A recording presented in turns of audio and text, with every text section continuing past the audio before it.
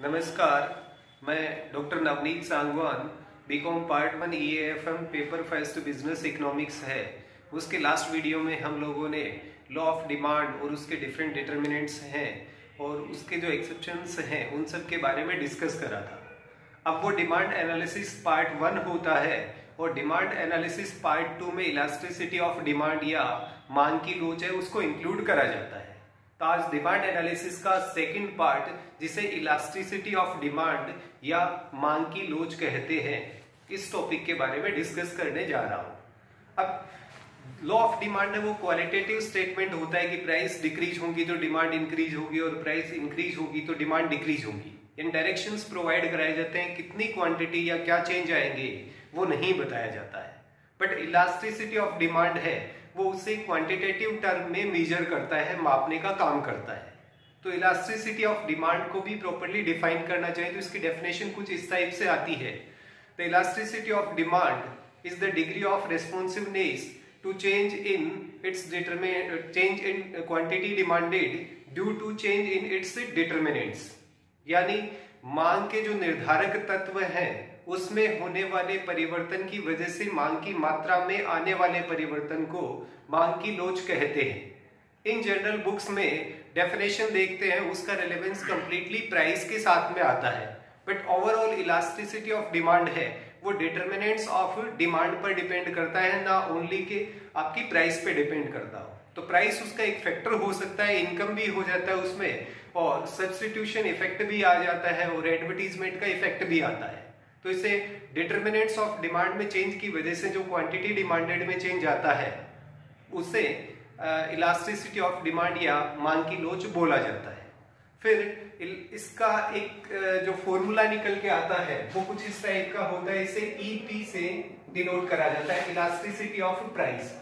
अगर आप इसे ओवरऑल डिमांड की बात करेंगे तो वो ED हो जाएगा, इलास्टिसिटी ऑफ डिमांड। ये होता है परसेंटेज चेंज इन क्वांटिटी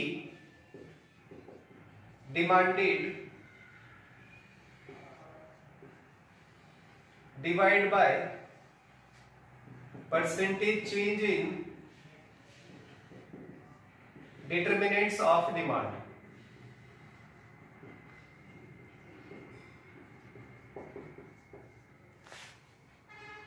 इसे कुछ लोग प्राइस भी बोलते हैं। अगर आप EP लिख रहे हैं उस केस में प्राइस आएगा, और ED यानी इलास्टिसिटी ऑफ डिमांड लिख रहे हैं तो डिटर्मिनेंट्स में जो चेंज आता है उसको इसके साथ में शो करा जाता है।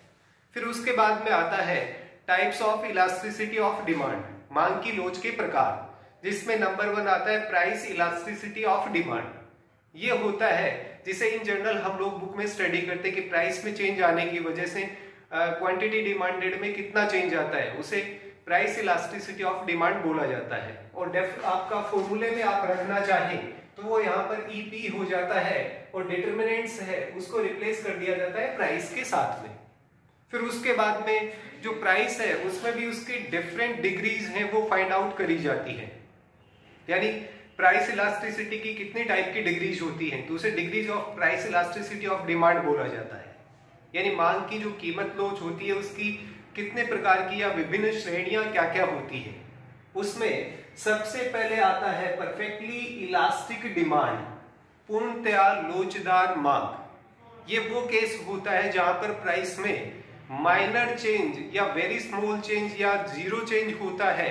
उस केस में भी डिमांड है वो इनफाइनाइट यानी अनंत उसमें परिवर्तन आ सकते हैं, तो उसे परफेक्टली इलास्टिक डिमांड बोला जाता है। हालांकि ये रियल लाइफ में रेयरली एग्जिस्ट करता है। कई केसेस में शेयर मार्केट का इसमें एग्जांपल लिया जाता है कि वहां पर प्राइस में चेंज नहीं है या फिर भी दूसरी पॉलिसी वगैरह में चेंज आती है, अचानक से किसी कंपनी के या पर्टिकुलर सेक्टर की कंपनीज हैं उसकी प्राइसेस में आपको जंप देखने को मिलता है या उनके शेयर प्राइस है वो डिक्रीज हो जाती है।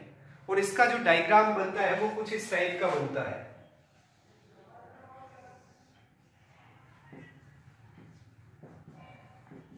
इस साइड प्राइस और इस साइड में यूनिट्स या डिमांड आता है, और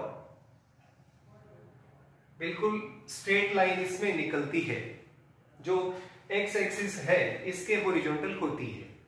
ये आपके जो चेंज है, मान लीजिए प्राइस ये है तब भी डिमांड है वो इतनी हो सकती है, प्राइस में कोई चेंज नहीं है या बहुत माइनर चेंज आता है तब भी डिमांड इतनी हो सकती है, डिमांड जीरो भी हो सकती है। इसे ईपी इनफाइनाइट बोला जाता है, यानी प्राइस इलास्टिसिटी है वो अनंत इस केस में हो सकती है, इसीलिए इसको EP is equal to infinite बोला जाता है। हालांकि रियल लाइफ में ये थोड़ा सा एग्जिस्टेंस है, इसके चांसेस कम होते हैं। फिर सेकंड इसमें आता है परफेक्टली इन इलास्टिक डिमांड। ये वो केस होता है जहां पर प्राइस में कितने भी चेंज आए बट क्वांटिटी डिमांडेड है उसमें कोई चेंज नहीं आता है। और इन जनरल जो बेसिक नेसेसिटी के गुड्स होते हैं लाइक मेडिसिन हो गया, सोल्ट हो गया, इन सब चीजों में कितना भी प्राइस में चेंज आए इनका कंजम्पशन है वो एज इट इज बना रहता है। जैसे नमक की कीमत 1 रुपए किलो हो या 20 रुपए किलो तब भी उसका कंजम्पशन उतना ही होता है, और फ्री में मिलेगा तब भी उसका कंजम्पशन उतना ही होता है। तो इसे परफेक्टली इन इलास्टिक डिमांड बोला जाता है। इस केस में इसका डायग्राम है वो कुछ इस टाइप का बनता है।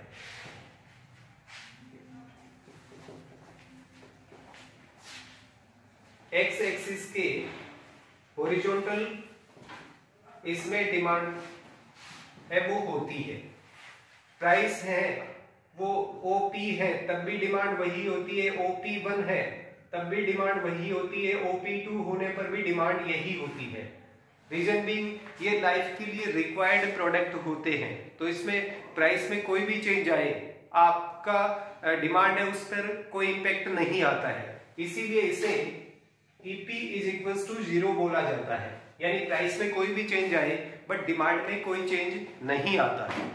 फिर थर्ड केस आता है इलास्टिक डिमांड या यूनिटरी इलास्टिक डिमांड, लोचदार मांग या इकाई लोचदार मांग का केस आता है। ये वो केस होता है जितना परसेंट प्राइस में चेंज आता है उतना ही परसेंट डिमांड में चेंज आता है।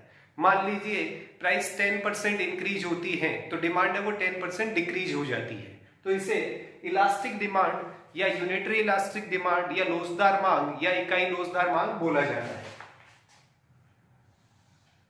और उस केस में डायग्राम है वो कुछ इस टाइप का बनता है। ये डिमांड कर्व इसमें होता है।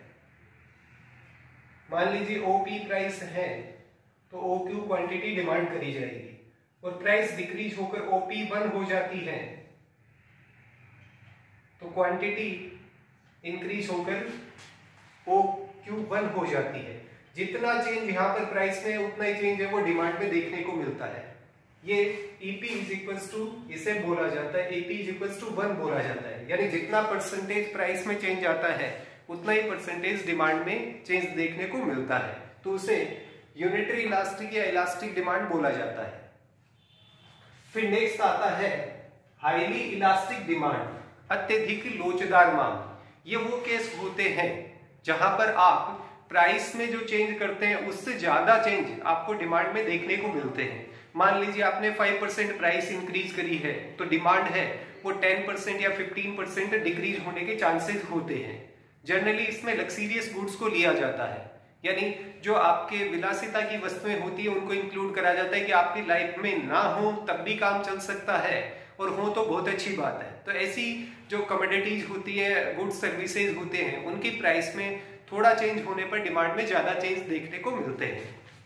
तो उस केस में डिमांड कर्व है वो थोड़ा फ्लैट हो जाता है।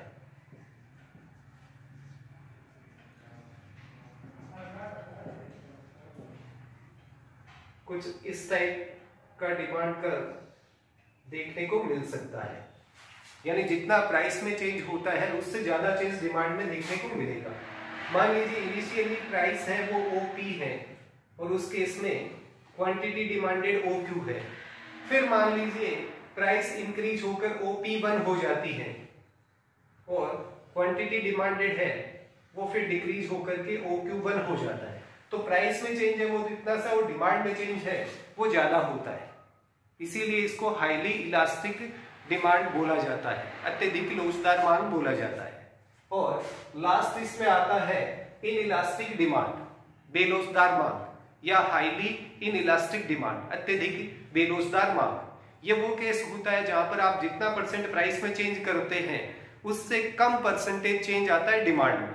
मान लीजिए आपने प्राइस है वो 50% रिड्यूस करी है, तो डिमांड है वो 20% इंक्रीज हो जाएगा, 30% इंक्रीज हो जाएगा, तो उसे इनइलास्टिक डिमांड बोला जाता है।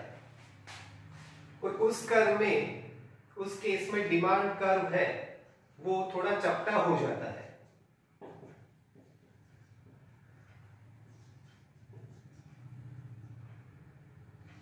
यानी इस टाइप का डिमांड कर्व है वो जनरली देखने को मिलता है।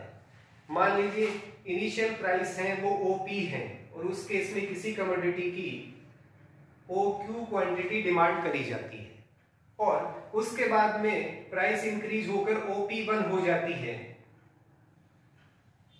तो क्वांटिटी डिमांडेड है वो डिक्रीज हो जाता है, बट प्राइस के कंपैरिजन में डिमांड है वो कम डिक्रीज हो रही है, तो इस सिचुएशन को इनइलास्टिक डिमांड बोला जाता है, यानी बेरोजगार मांग वाला केस आता है।